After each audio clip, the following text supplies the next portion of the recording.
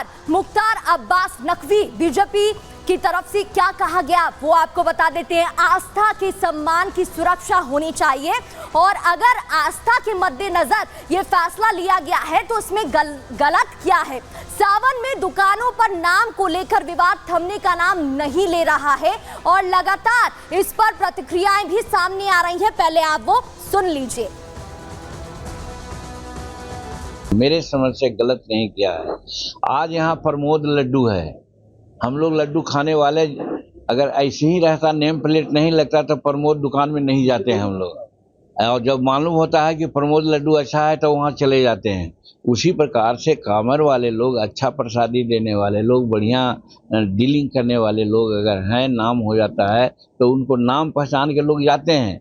इसलिए नाम लटका देना, नाम प्लेट दिलवा देना, इसको कोई धार्मिकता के चश्मे से नहीं देखना चाहिए। अगर कोई सोचता है तो उसकी धार्मिक कुंठा है। यात्रा जाने कब से निकल रही, कभी इस यात्रा के दौरान कोई धार्मिक धर्म के नाम पर किसी तरह का विवाद नहीं हुआ। फिर क्या जरूरत थी जो इस बार ही इस तरह का आदेश जारी किया गया। और सीधा सा ये था कि ये जो कांवड़िया लोग हैं जो निकलेंगे, उस ग्रुप में तमाम लोग बाहरी एंटी सोशल एलिमेंट भी घुस जाता है कई बार वहाँ स्थानीय, जो धर्म के नाम पर लोगों की दुकानों को भी लूट सकते हैं, लोगों की जान माल को भी खतरा हो सकता है। और इस भय से कोई मुसलमान दुकान न लगाए, मंशा यही था। समाजवादी पार्टी का लाया हुआ है अधिनियम 2006 में, आपने लेकर आए थे, हम तो खाली लागू कर रहे हैं। ये थोड़ी कह रहे हैं कि कोई दुकानें बंद कर दें। कानून व्यवस्था कैसे खराब हो जाएगा, ये तो कानून व्यवस्था के लिए करा जा रहा है। और इसमें आप लाओ तो कम्युनल नहीं है, हम लाए तो कम्युनल बन जाएगा। ये कैसे हो सकता है? ये दो मापदंड नहीं चल सकते। अखिलेश जी, ये दोहरे जो चाल चरित्र चेहरा आप लोगों का है उसको बंद करना चाहिए। काट की हांडी एक दफे चढ़ती है और झूठ की हांडी आपने 24 में चढ़ा चुके हैं, बार बार नहीं चढ़ेगी। आपने आदेश जारी कर दिया, नेम प्लेट लगाना होगा, तो मुसलमानों के खिलाफ जो दुर्भावना है वो भी है। इसके साथ साथ दलितों, पिछड़ों, आदिवासियों, इन सब की भी जो दुकानें हैं वहां से भी उनका भी धंधा बंद करने की कोशिश है। कोई वाल्मीकि ढाबा लिख लेगा, कोई जाटो ढाबा लिख लेगा, उसके यहाँ से कोई खरीदारी नहीं करेंगे, क्योंकि ये तो भेदभाव को मानने वाले लोग हैं।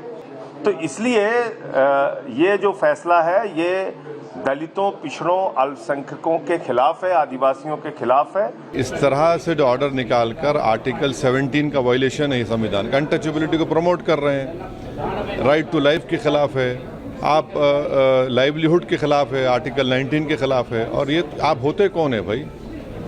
आप किस बुनियाद पर ऑर्डर निकाल, और आपके ऑर्डर निकालने से मुजफ्फरनगर इतने ढाबे और मुस्लिम एम्प्लॉयज़ को निकाल दिया गया है। जो मुसलमान के ढाबे थे वहाँ कोई जा नहीं रहा है खाना खाने के लिए। अब ये कहाँ रुकेगा? कल कोई मुसलमान बोलेगा रमज़ान में 30 दिन रोज़े रखता हूँ, 15 घंटे में पानी नहीं पीता हूँ। पानी मत पिलाइए किसी को, ऐसा कर सकते क्या आप? और इस पूरे मामले में कथावाचक देवकीनंदन ठाकुर का क्या कहना है, सुनिए। योगी सरकार ने जो आदेश दिया है वो जायज है। सनातनी जब कावड़ लेकर आते हैं तो 200-250 किलोमीटर लोग पैदल चलते हैं, शिवलिंग पे जल चढ़ाते हैं, और जब बीच में कोई थूका हुआ भोजन कर लें तो क्या होगा? पहली बात तो ये जरूरत कहाँ पड़ी? जब हम वीडियो देखते हैं कि लोग थूक रहे हैं, मूत्र विसर्जन कर रहे हैं, फल और सब्जियों को हम लोग नाले में डाल रहे हैं, उनको धो रहे हैं, मुंह से चाट चाट कर उनको बांट रहे हैं। जब ऐसे वीडियो आते हैं तो कौन व्यक्ति ऐसा होगा जो मूत्र विसर्जन की हुई वस्तु को, ये हमारा तो पदार्थ नहीं है। अरे जब आप मक्का मदीना जाते हो तो सारे नियम फॉलो करते हो, उसमें कौन सा हिंदू आपके नियम में बाधा पहुंचाता है? तो जब आप कावड़ यात्रा में नाम बदलकर, वेश बदलकर अपने होटल और भोजन देते हो, इसका मतलब है ये रूप आ जाएगा मारीच वाला, मृग बन गया है नहीं, कालनेम वाला साधु बन गया है नहीं। तो ऐसे ये नियम बहुत जरूरी है। कावड़िया जो लोग हैं उनके व्रत का, उनके नियम का पालन रहे। और बदला लेने के बाद भी इजराइल ने क्यों कहा कि जरूरत पड़ी तो और अटैक करेंगे।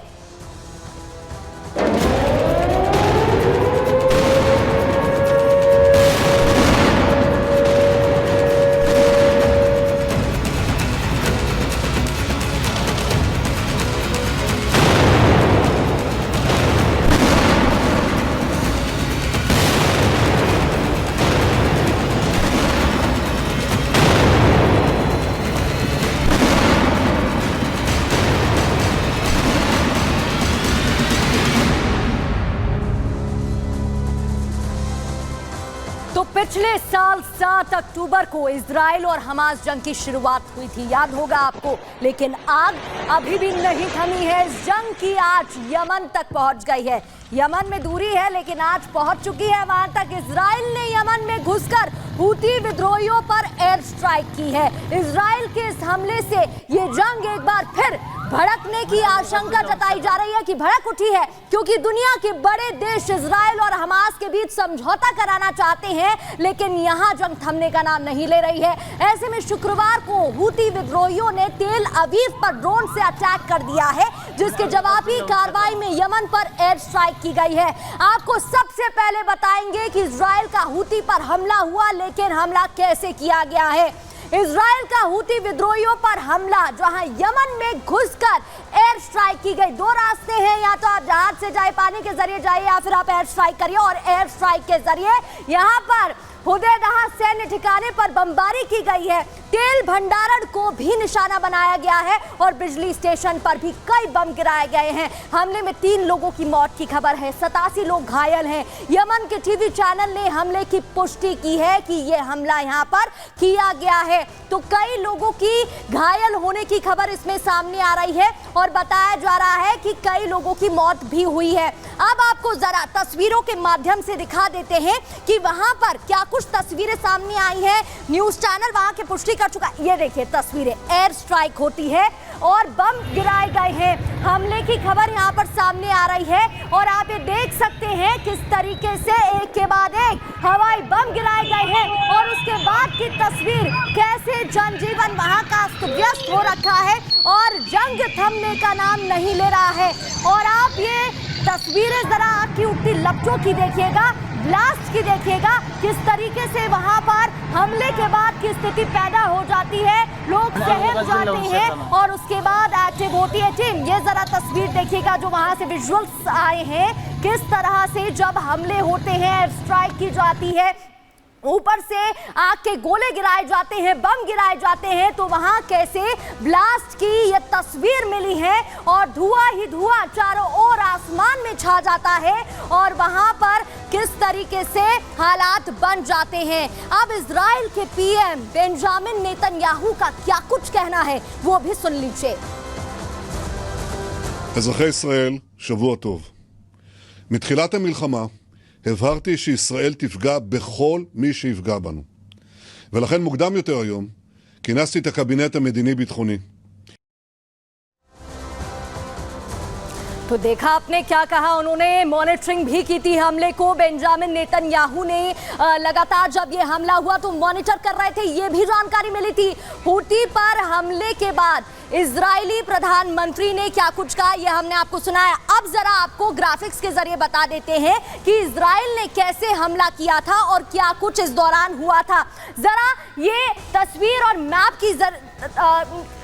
के जरिए समझने की कोशिश करिएगा कि ये इजराइल है। आप यहाँ पे समझ सकते हैं, बीच में ये वही पाथ है जहाँ पर व्यापार होता है। ये इजराइल है आपका, ये यमन है। दूरी बहुत है, यहाँ दूरी 1700 किलोमीटर की है, तो आप समझ सकते हैं कि दूरी बहुत है। यहाँ पर इजराइल आपका इस जगह पर है और नीचे आपका यमन है जहाँ हुदैदाह पर अटैक किया गया है। ये वही रीजन है जहाँ पर एयर स्ट्राइक हुई है। तो अब जैसा कि मैं आपको बता रही थी, 2 रास्ते हैं, या तो आप नीचे यहाँ पर जहाज से जाइए या फिर आप हवाई यानी कि एयर स्ट्राइक कर सकते हैं, जो यहाँ रास्ता अपनाया गया है और एयर स्ट्राइक की गई है। तो एयर स्ट्राइक हुई है, दूरी यहाँ पर 1700 किलोमीटर की है और इजराइल ने यमन पर जो हुदैदहा रीजन बताया जा रहा है वहां पर हमला किया है, बम छोड़े हैं, स्ट्राइक की गई है।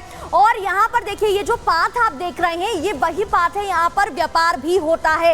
इजराइल की अगर आप बात करें तो फिलिस्तीन ये वही बॉर्डर है जहाँ पर लगातार हमले और जंग की खबरें सामने आती हैं, और ये वही इलाका है जहाँ पर लगातार जो हलचल मची हुई है वो देखने को मिल रही है। तो इस पूरे मामले को लेकर अब तमाम प्रतिक्रियाएं भी सामने आ रही हैं और लगातार इस जंग को शांत कराने, सुलझाने के लिए तमाम देश भी कोशिश कर रहे हैं। भारत की तरफ से भी कहा गया था, लेकिन जो एयर स्ट्राइक हुई है उसमें किस फाइटर जेट का, क्योंकि एयर स्ट्राइक हुई है, किस फाइटर जेट का इस्तेमाल हुआ है वो आपको बता देते हैं। वो है F-15 का इस्तेमाल। अमेरिका में ये लड़ाकू विमान बना है, क्योंकि देखिए इजराइल की जो सहायता है वो अमेरिका लगातार कर रहा है।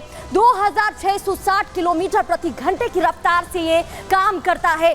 ऑल वेदर मटेरियल इसमें लगाया गया है, कोई भी वेदर हो ये सही से काम करेगा। स्ट्राइक फाइटर हवा और जमीन पर वॉर में सक्षम है, यानी कि ये वॉर फ्लोर की बात करें, जमीन की बात करें या हवा में भी सक्षम रहता है फाइट के लिए, लड़ाई के लिए। अब इजराइल का बदला पूरा हुआ कि नहीं ये सवाल है, क्योंकि याद होगा आपको 7 अक्टूबर को हमास की तरफ से हमला होता है और वहां पर एयर स्ट्राइक की जाती है और इजराइल ने हूती से बदला लिया। इसे उस ओर देखा जा रहा है। हूती ने इजराइल पर हमला किया था, वो तस्वीर आपको याद होंगी, और शुक्रवार को ड्रोन से अटैक किया। हमले में एक इजरायली की मौत हुई है और 4 इजरायली नागरिक घायल हुए हैं, ये भी जानकारी है। अब तक 200 बार हमला कर चुकी है हूती। इजराइल ने हूती पर जवाबी कार्रवाई की है और इजराइल की तरफ से ये बदला लिया गया है, कहा जा रहा है। बोला ये भी क्या है कि अगर जरूरत पड़ी तो फिर से हमला करेंगे, हम रुकेंगे नहीं। और आप देखते होंगे इजराइल की जो टेंडेंसी है, मोडस ऑपरेंडी है, वो यही है कि जब वो डिस्ट्रॉय करने पर आता है तो वो इसी तरीके से काम करता है। अब हूती क्या करेगा, क्योंकि हूती भी चुप बैठने वालों में से नहीं है, तभी तो ये जंग इतना लंबा समय हो गया चल रही है। इजराइल के हमले से हूती भड़केगा और ईरान की मदद, ईरान जो आप मैप देख रहे थे जस्ट ऊपर, वहां मदद ले सकता है और फिर उसकी मदद से हमला कर सकता है। हूती विद्रोहियों को हथियार दे रहा है ईरान, ये भी जानकारी है कि ईरान हथियार सप्लाई करता है जिससे उसको मदद मिलती है। इजराइल पर हमले के लिए हथियार दिए जा रहे हैं। ईरान ने हूती पर हमले की निंदा की। इजराइल ने ईरान को चेतावनी भी दी थी, क्योंकि जो ये खबरें मिल रही थी कि जिस तरीके से मदद हो रही है, आदान प्रदान हो रहा है, सप्लाई हो रही है हथियार, उसको लेकर कहा था। इजराइल के हमले पर हूती विद्रोहियों का जवाब भी सामने आया। क्या कहा सुनिए। عدوانا غاشما على محافظة الحديدة، حيث استهدف بعدة غارات محطة الكهرباء التي تغذي مدينة الحديدة الساحلية। तो ये क्या कुछ कहा गया वो हम आपको सुनवा रहे थे, जहां कहा गया है कि संकोच नहीं करेंगे, अगर यहां पर बदला लेने की जरूरत हुई तो लिया जाएगा। अब पीएम नेतन्याहू, बेंजामिन नेतन्याहू की बात करें तो ईरान और उसके समर्थकों पर दबाव बनाए, ईरान की बुराई के खिलाफ खड़े हो, ये उन्होंने कहा हूती, हमास और हिजबुल्लाह पर दबाव बनाए, अंतर्राष्ट्रीय व्यापार मार्ग की सुरक्षा में मदद करें, ये उन्होंने आईसीजे से कहा है। क्योंकि देखिए जो पाथ आप देख रहे थे वहां पर महाव्यापार होता है और उसमें भी परेशानी। अब आईसीजे से इजराइल को क्यों झटका लगा है, इंटरनेशनल कोर्ट ऑफ जस्टिस ने क्या कहा है वो आपको बताते हैं। इजराइल फिलिस्तीन पर आईसीजे का बड़ा फैसला और इजराइल का फिलिस्तीनी इलाकों पर कब्जा है, ये आईसीजे ने कहा। आईसीजे ने कहा कि इसे जल्द से जल्द खत्म किया जाना चाहिए, क्योंकि 1967 में जो कब्जा किया था इजराइल ने कुछ इलाकों पर, उसको लेकर आईसीजे ने कहा है। लेकिन इस पर इजराइल का भी जवाब आया है। आईसीजे ने कहा इजराइल ने ताकत का गलत इस्तेमाल किया है, फिलिस्तीनियों के अधिकार को छीन लिया गया है, इजराइल अंतर्राष्ट्रीय कानूनों का उल्लंघन कर रहा है, इजराइल को फिलिस्तीनियों को मुआवजा देना चाहिए, वो जो कब्जा किया रीजन को वो छोड़ देना चाहिए। लेकिन आईसीजे ने इजराइल को फटकारा क्यों, ये आपको बता देते हैं। दरअसल इजराइल ने 1967 में अरब देशों को हराकर इसमें मदद भी ली थी। वो समय है जब ब्रिटेन कई देशों पर राज कर रहा था, वेस्ट बैंक, पूर्वी यरूशलेम पर कब्जा कर लिया था और इजराइल ने गाजा पट्टी पर भी कब्जा किया था। इसी को लेकर अब आईसीजे ने कहा है कि आपको इसे छोड़ देना चाहिए। गलत, आईसीजे ने इन्हीं इलाकों को लेकर टिप्पणी की है। अब इस पूरे मामले पर क्या कुछ कहा गया यह हमको बता रहे हैं। लगातार देखिए इस पूरे मामले पर देशों की तरफ से अगर तमाम देशों की बात कहें तो कहा जा रहा है कि इसे सुलझा लेना चाहिए। और इसी के साथ हमारी खास पेशकश प्रहार में फिलहाल इतना ही। देखते रहिए रिपब्लिक भारत।